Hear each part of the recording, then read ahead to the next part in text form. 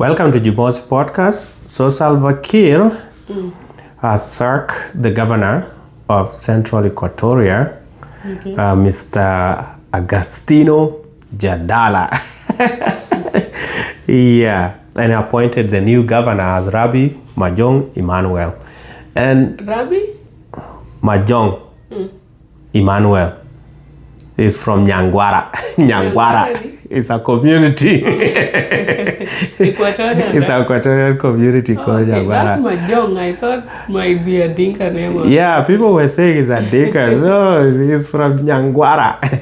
Yeah, so the reason, like I was going through some of the comments, and people from Central Equatoria were saying that Augustino was fired because he refused the relocation of the state governor, of the state government headquarters to be relocated to Yei. From Juba. From Juba. So as of now, the headquarters at Central Equatoria are in Yei, are in Juba, and it's alleged that it was said to be moved to Yei, and he refused. And for that reason, Kiir fired him.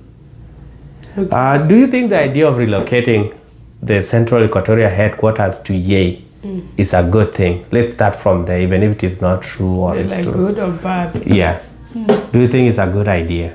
I think it's a good idea from development Point of aspect. view. Yes. Because if you relocate, let's say a capital city or a state headquarter from one city to another, it kind of brings development along the way, right? You'll see there'll be properly developed roads in that area, and then since the headquarters are being moved, that means they were not there, or they didn't have like any structures to accommodate the current government, right? The state government. So that means they're going to develop the headquarters, and that means we'll have to use labor from the locals, which means creating employment. And also you'll use the locally available raw materials, so it's also a point of sales for the local business people, right? And then when the headquarters are moved, you'll find that there are some NGOs that are kind of working hand in hand with the local government or the state government. They'll also have to relocate, or they'll establish branches. The banks, all those, they'll bring development closer to the people of that state. Because Juba is currently like the capital of the entire nation, right? So like you can't just have all the government offices located in one place. So this was like a good development, if you ask me. Yeah, and it will bring more potential to Yei. I also agree with you that moving the headquarters to Yei was a good idea. Personally, I've lived in Yei for 2 months. Okay. And that was in 2001. That's a long time ago. Yeah, that was a long time ago. And it's because from where I was coming. I was coming from Mugali. So when I came to Yei, Yei was a big town to me. Compared to Magali. And it was a green city. So me, Yei is a good place. Okay. Moving it, like you mentioned, it will create more jobs. But also look at it that the government employees are, the central government employees, Central Equatorial government employees are moving to that city. Yeah. They will come with their families. They will want their families to have good health care. Clinic will pop up here and there. Yes. They will come with their cars. They will need petrol station will pop up. So a lot of business are going to boom. And also recreational activities. Yes. They need entertainment. And then now the government budget for the Central Equatoria that is allocated to them will now be used in their headquarters, which is going to be Yei. City, yes. Yes. And looking at Juba is already overcrowded. And it has already grown so much that Central Equatoria as a government is going to have a small space for them to wiggle their things around. Yeah. So moving it to Yei will give them a wider base, will give them a lot of open lands to do a lot of development that they want. And they will actually impact the people of Central Equatoria, because not all Central Equatorians are found in Juba.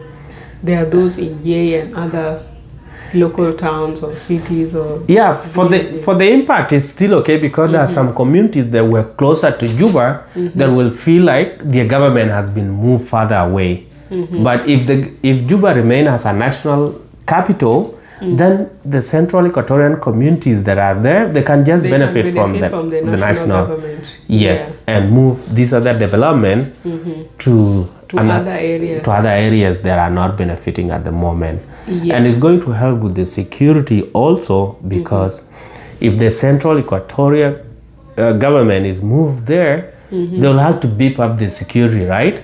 Because them having been the place where like the main government started, they have more resources compared with other states' government. So moving all those resources to another part of the country is going to boost that economy really fast, and they will have to improve their security too. So to me, it was really a good idea. Like just the mere fact of developing the place. I've never been to any other side of South Sudan except Juba. Or I've passed through places like Torit and stuff, but it's just that you're driving through, right? So you don't really get to experience that. But then I feel like Juba is the only place that is well developed, even from social media. When you're seeing pictures of other places, you see these tall buildings, glass houses, at least tarmac road and stuff. So trying to move these state governments around would really benefit those on the ground or in those other locations. And then these structures will remain in Juba because they were already built, right? Something else will be done in those premises. They can be opened up like restaurants, hotels. And they'll still continue providing. If they were fully owned by the state government, then that's their source of revenue. You just rent those spaces out and you'll be getting something to boost yourself on the other side. Yes. And the only downside to it, them moving to Yei, is that when they were in Juba, the roles of the national government and the state government were actually mixed up. And for that reason, they were collecting a lot of taxes for the states. They were collecting from the businesses as a state's revenue instead of the national government. So the revenue, the taxes might reduce a little bit because there are not a lot of people in Yei compared to Juba. But population is also going to grow there, and those resources will be equivalent to the people that are living in Yei. So it should be enough. But come to think of it, it's not like you only use the revenue that you collected as a state, right? I feel like they usually are channeled into the national government coffers, and then they divide whatever has been received for that year when they are making a budget, and then allocate different states different amounts based on their needs. Or like if there's an emergency to address Upper Napale, then they look into that. But whether you'll be collecting less revenue because of small population or not, it should not be like a very big factor. Because still the population is going to grow. Let's say back in 2011, the population of Juba was maybe half of what we have right now, and it has grown twice. So the same thing would happen. People have moved from the interior to Juba, and they have come to establish themselves. So if you move the state government to Yei, then it's also going to boost the economy of that place. And the economy of Juba is already growing. Yes.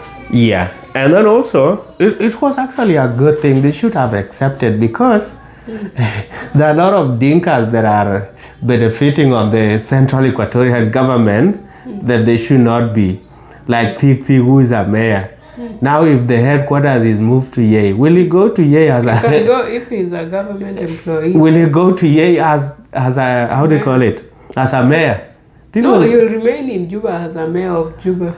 For the national government now, but he's serving under the state government. The state government, not the national government. So it will be an easy way of getting rid of him so that he can remain in Juba. No, but he's the mayor of Juba, not the Central Equatoria state. So if they move, then Juba would still need a mayor. Right now in Yei, maybe they have their own mayor. So it's going to create a lot of things. City council, because the way that it looks right now, it seems like Juba is being managed by the Central Equatoria government. Yeah. They're the one managing it. Even the local government, they're the one handling it. Yeah. And then the national government, it's very difficult like to get the distinct between the two. Yeah. But it seems like the Central Equatoria is the one controlling most of the thing. Yeah. So if they were to leave, then it means the new city council had to be formed afresh for the national government on how to handle Juba now as a national capital. And not as a state capital the way that it was functioning before. Yeah, I feel like it's a good thing to move all the state governments out of Juba. How many state governments are there? Like they are running Jonglei state from Juba. Because remember from that live video of Akwal, Ata Unkwal, she was talking of how when she's in Juba, her rent is not being paid, blah, blah, blah, all those things. So it's like these people are operating from Juba to manage states outside Juba. And it doesn't sit right with someone like me because Juba has developed, they feel like their kids deserve better if they have moved to the country with their kids. So, but then what happens to those other children in the state where you are supposed to be like the governor of deputy governor? It means you are not kind of addressing the root problems at the state level because you are not on the ground. Unaona? Yeah, but do you know the reason why that one is happening is because the way Salva Kiir appoint people. You are here in Juba doing your regular things. You are just, let's say you are a politician or you're a business person running your businesses. You are building your house, you are staying with your family. And then you hear on SSBC, you are the new governor of Jonglei. If your family wants to move with you, they move. If they don't want, they remain here. And you as an individual, you'll go and get one room rented for you. Okay, so what happened is... you work from there and then you can be visiting them on the weekend. Yeah, so what happened is, because you cannot just make that one decision because of Kiir appointment, because you can even revoke it before you reach board. Then you don't accept. No, you have to use an opportunity. So what they do is, they accept, they go do 1 and 2, they come back to Juba. So what they do is like they're part-time. Remotely. They come back to Juba because there is electricity, things are running, and then they go to board to go and check how things are ongoing. Because in the states, there are state employees that are doing their things. So these governors are just like a supervisor. You need oversight, right? Like if you are the administrator of this state, then I expect you to live here. Let's say, for example, in the US. Okay, or let's say, for example, like in Canada, how many provinces? But that one you will province has its own. You are comparing apples and oranges. No, like South I'm Sudan, just saying, for being example, a third world country, okay, let's talk of Kenya. It's supposed to work the way that you want it to work, but it will not work that way because there is no stability in these Salva Kiir government jobs. Okay, look at Kenya, for example. It's also a third world country, right? They have governors just like the same way, but for counties, not states. So, but they serve the same purposes. Governor of Homa Bay stays in Homa Bay. She's not in Nairobi. Yet Nairobi is the capital city of the country. They have their homes in Nairobi because they were politicians based in Nairobi. Yeah, but then they have their homes also in their village and in their county where they are working. So every governor is living within the governor of Nakuru. She's in Nakuru. She's not in Nairobi. But you are forgetting one thing. You go to Nairobi for 1, 2, 3 things and then you go back to where you are heading. But in Kenya, the county have their headquarters that have the residence of the governor. Yes. In South Sudan, there might be governance residents that are there, but I'm not sure if it is there in Bor because of the instability that have been there from time to time. No, but these people don't really, even in Juba, they don't have residences. It's maybe like your personal house. And even those with personal houses, they still get rooms rented for them. Maybe somewhere like in a hotel, you get the government to rent a room for you. That's where you operate. But that should not be the case. If you are the governor, you have to be within the state that you are supposed to be the governor, so that you keep an eye on everything. And then if you don't have a residence, they build one there. It's better to even build one for you, and then when you are demoted, whoever is taking over will come and live in that place.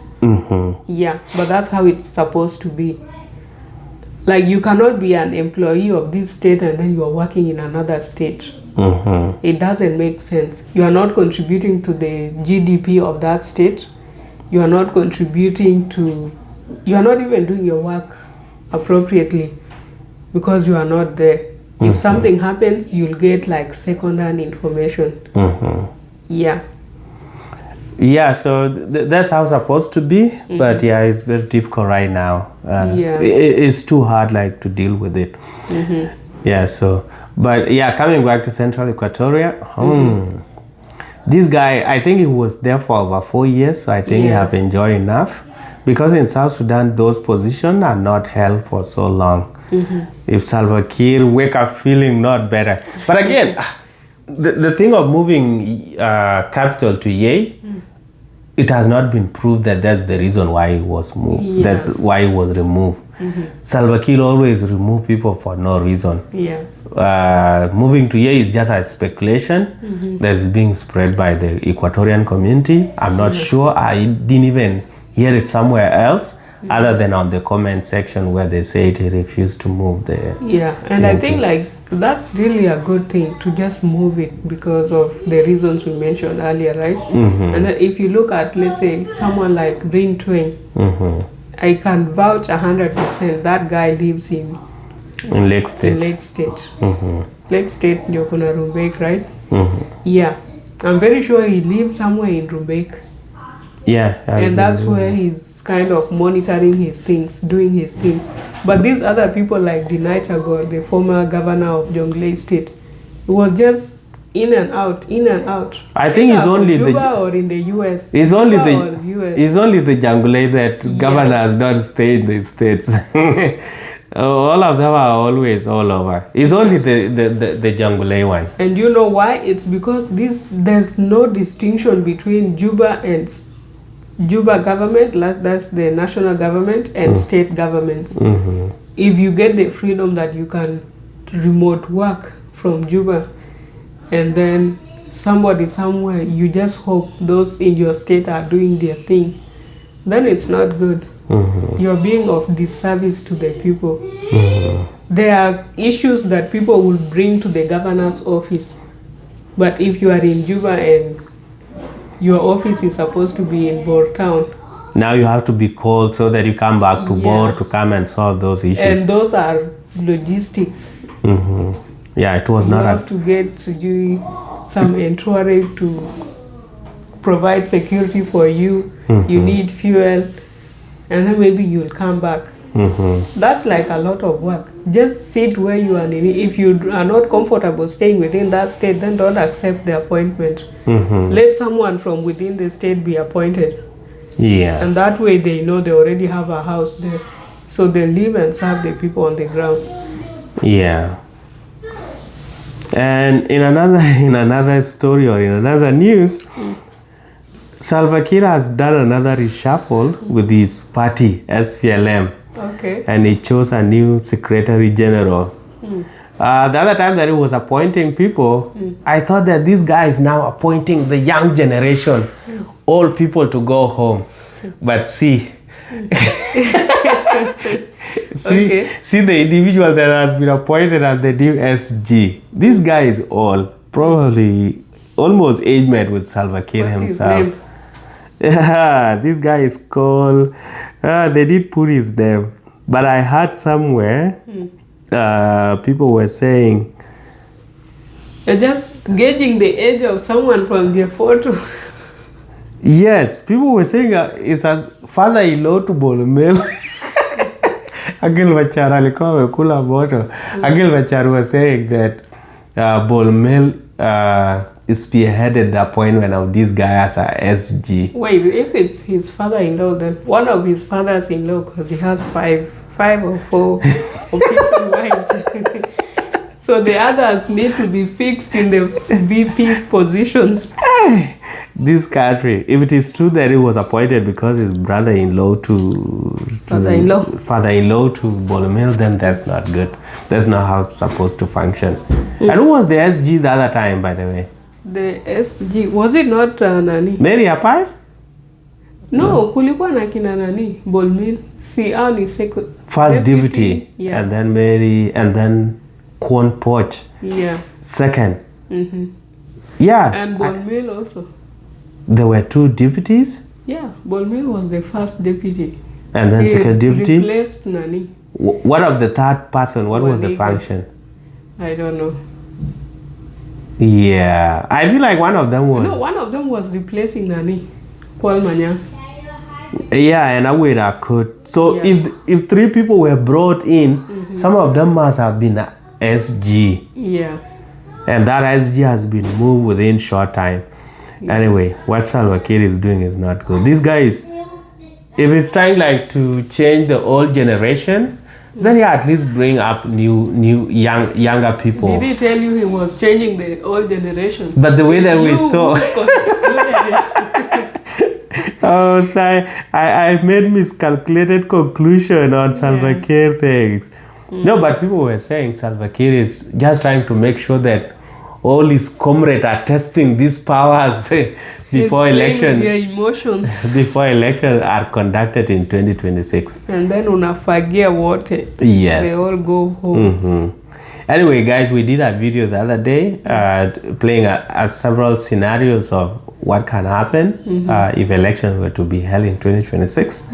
And some potential candidates. Potential candidates and who might or who can win and who is likely to win or get a majority votes. So if you have not seen that video, please go check it out. We will put the link in the comments. Yeah, and you will enjoy that one too. Give us your prediction on that. Yeah, but Salva we Kiir. might be wrong on those we thought would take the presidency. Yes. So let us know why we are wrong or who should be the best candidate. Or even Bolomel, if this guy is already replacing people, there's high chances he will replace Bolomel. No, I don't think Bolomel. Soon. You think Bolomel is using some juju? You think Bolomel is not movable? He's uncheckable. He cannot be checked. No, Bolomel is putting his Anakita Mizizi. He's stepping on his ground. Oh, okay. Yeah, it's really funny. All right, so that's it for Jumamosi podcast. Please consider subscribing and see you in the next video. Let's go to 500 subscribers by next week. Yeah. Shall we? Yeah.